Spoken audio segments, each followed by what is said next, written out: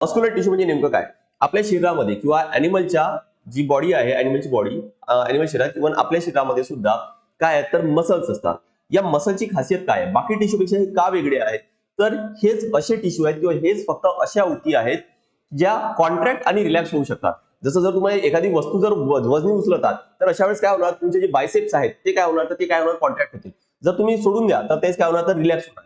ठीक आहे, हे फक्त कशामध्ये शक्य आहे, तर हे फक्त टिश्यू मध्ये शक्य आहे आणि ते पण मस्क्युलर टिश्यू मध्ये आहे ना. सगळ्यात आधी एक लक्षात घ्या की टिश्यू म्हणजे काय, तर लक्षात घ्या की ज्यावेळेस काही पेशी ज्या एकत्र येतात, म्हणजे काही सेल्स एकत्र येतात, तर त्याला आपण काय म्हणतो, तर टिश्यू म्हणत असतो. आणि त्या टिश्यूचा एक प्रकार म्हणजे काय, तर तो मस्क्युलर टिश्यू.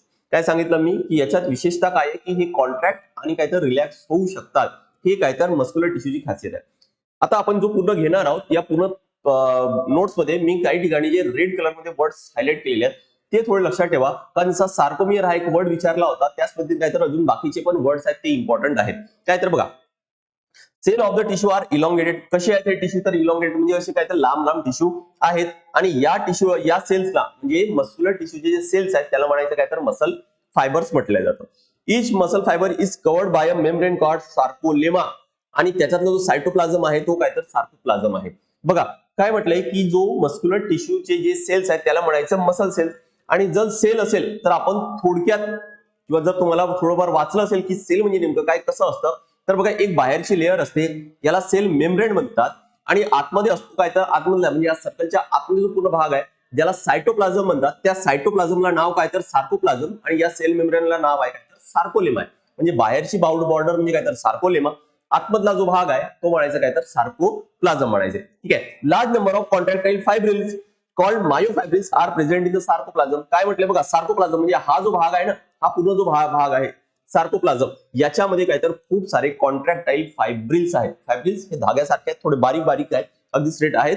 आणि त्याला नाव काय म्हटले, तर त्याला म्हटले मायोफायब्रिल्स. त्याला म्हटले मायोफायब्रिल्स. बघा, आणि याच्यामध्ये आहे काय तर बघा, ही जर एक सेल आहे म्हणजे मसल फायबर आहे, तर याच्यामध्ये एक किंवा अधिक, एक पेक्षा जास्त सुद्धा काय तर न्यूक्लिय असू शकतात, म्हणजे केंद्रक असू शकतात. डिपेंड आहे की ते कोणत्या प्रकारचा टिश्यू आहे. आपण मागच्या स्लाइड मध्ये बघितलं की कंटेंट मध्ये की 3 प्रकारचे मस्क्युलर टिश्यू असतात, म्हणजे मस्क्युलर टिश्यूचे 3 टाइप्स असतात.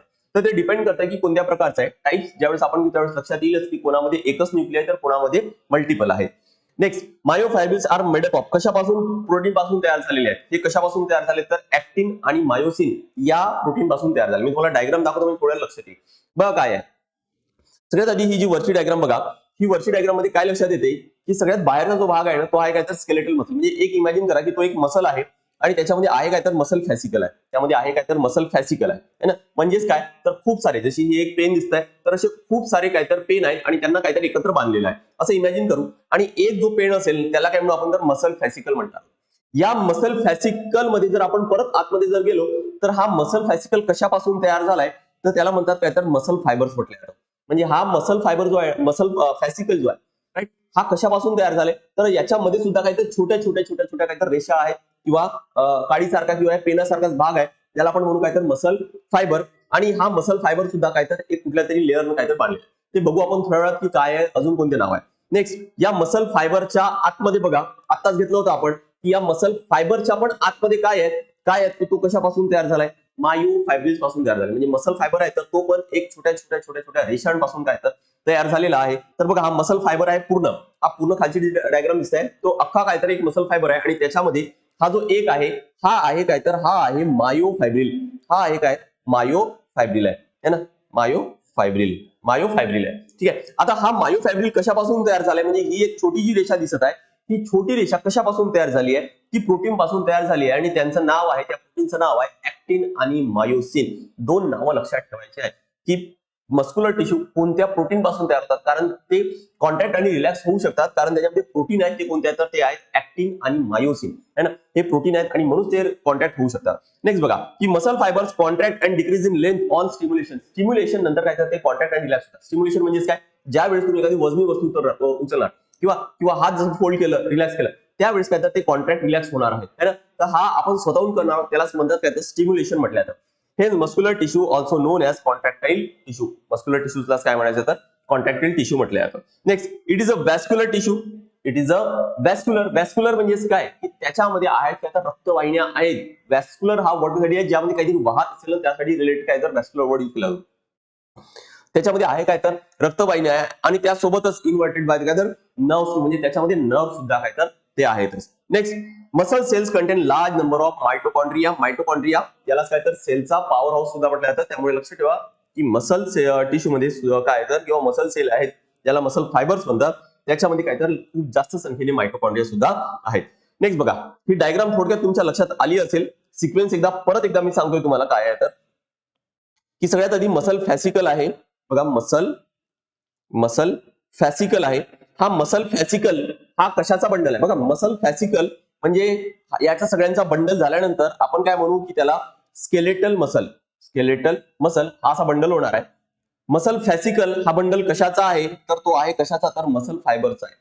कशाचा आहे तर मसल फायबरचा बंडल आहे है ना. आणि मसल फायबर मग हा कशाचा बंडल आहे तर लक्षात घ्या की हा सगळं कशाचा बंडल आहे तर मायो फायब्रिलचा बंडल आहे. मायो फायब्रिलचा बंडल आहे बरोबर. आता एक लक्षात घ्या की हा मसल फॅसिकल याचा बंडल जर लावून केलं तर आपल्याला स्केलेटल मसल मिळणार आहे. पण त्याला बांधण्यासाठी किंवा त्याच्या भोवती कुठलीतरी लेअर असायला पाहिजे. त्या लेअरला काय म्हणतात तर एपीमायसियम म्हणायचे. त्याला म्हणायचे एपीमायसियम. नेक्स्ट काय तर बघा की मसल फॅसिकल जर बघितलं तर हा बंडल कशाचा आहे तर मसल फायबरचा आहे. मग या मसल फायबरला बांधण्यासाठी सुद्धा काहीतरी पाहिजे आणि तो काय तर तो आहे काय तर पेरीमायसियम आहे. तो आहे काय तर बघा इथं नाव दिलंय की पेरीमायसियम. आता नेक्स्ट बघा की मसल फायबर हा कशाचा बंडल आहे तर मायोफायब्रिल आहे. मग या मायोफायब्रिलला बांधण्यासाठी सुद्धा किंवा बाहेरचा लेअर आहे तो सुद्धा काहीतरी लागणार आहे ज्याला म्हणायचं काय तर सार्कोलेमा म्हणतात. तो मागच्या स्लाइड मध्ये सुद्धा काहीतरी कव्हर झालेला आहे. सार्कोलेमा वर्ड्स इम्पॉर्टंट आहेत. अगदी सोपा प्रश्न विचारला जातो. सार्कोमियर असाच एक वर्ड आला होता फक्त तुम्हाला त्याच्याबद्दल माहिती असतं तरी पण प्रश्न सॉल्व्ह करता येत होतो. पण हे वर्ड्स माहित असू द्या है ना कारण प्रश्न विचारला फार सोपा जातो. पण होतं काय की बऱ्याच आपल्याला हे माहितच राहत नाही है ना. नेक्स्ट बघा आता हा जो एक मायोफायब्रिल आहे हा कशापासून तयार झालाय तर हा आहे ऍक्टिन आणि मायोसिन पासून है ना. इथं जो स्ट्रक्चर दिसत आहे हा काय तर बघा की या मायोफायब्रिल पासून काय तर हा एक मायोफायब्रिल आहे आणि हा सगळा मायोफायब्रिल कशापासून तयार झालाय ऍक्टिन आणि काय तर मायोसिन या दोन प्रोटीन पासून तयार झालेला आहे.